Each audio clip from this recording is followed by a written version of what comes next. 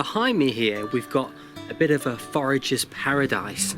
We've got some disturbed ground on the edge of this farm here where soil has been dumped from works maybe a year or so back, and now the weeds have gone rampant over it. So it hasn't been cultivated, there's no grass seed on there, and what we're going to get is a whole host of weeds, and within that, edible weeds. So looking at disturbed or cultivated ground where lots of different weeds are coming up is a really good place to hunt, and that's where I'm hoping to find Fat Hen. So let's go have a look. And we're in luck, because nestled amongst the dandelions, nettles, docks and thistles that you'd expect, we've got Fat Hen, which is just down here.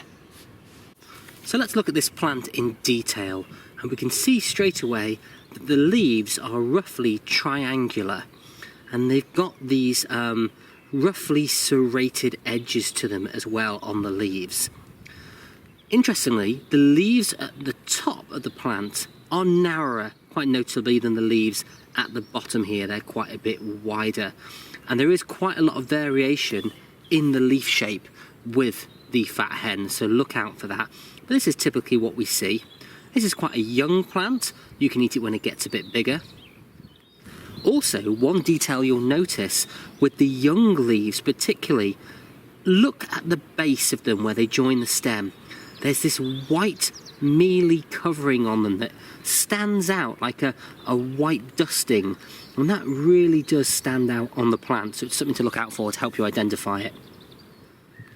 Here's another thing to look out for. If you get your finger and thumb and put it on one of the more mature leaves, give it a stroke, and you'll feel it's slightly greasy, although that's how it appears. There's definitely friction there as it's being pulled with my thumb. So there's a greasy feel to the leaves there, and those leaves have got a kind of a matte appearance to them, which is partly created by that white meal we discussed. Here's another example of our Fat Hen, and we can see some of that leaf shape variation I was talking about earlier. If we look at this large leaf, it's got these two little wings at the base here, and that reminds me very much of what you see with sheep sorrel. So a little bit like that. It doesn't taste anything like it though, but good to see that variation in the leaves, and again, that greasiness, I can feel that, and that white mealy dusting at the base of the young leaves. Now this is a plant that has a long season. You can forage this right from May through to October, so we're going to see it right through the summer and into early autumn. Now some people say the leaf shape reminds them very much of young potato plants, so it can often come up in allotments. As we know, it likes that disturbed, cultivated ground where the seed bank can lie in wait for years and then with the right conditions come up. So you could find this coming up with your potato plot, but rather than cut it up and dig it back in, harvest it of course, and the way we're going to use it is like we would use spinach. Here's another great example of the plant too. A nice young one, showing all the characteristics we've discussed. As we look at the underside of the leaves there, you can see they're a paler green colour, and you can also see that white meal again towards the base of many of the leaves.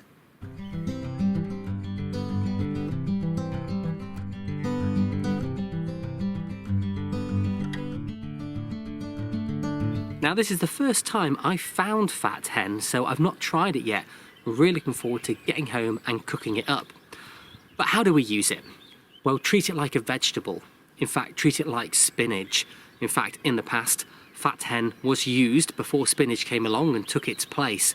So what we're going to do, we're going to cut off the roots, and with the leaves and the stems, we're going to either sweat those or steam them, add a little bit of butter, maybe a bit of salt and pepper, and put it on the side of a main dish. So remember, this one's a good one to know. It's got a long season. It's pretty common in cultivated and disturbed grounds, so fields that have been ploughed, allotments, gardens that have been left a little bit wild. Look out for it. It's a good one. Don't dig it back in as a weed. Pick it and eat it.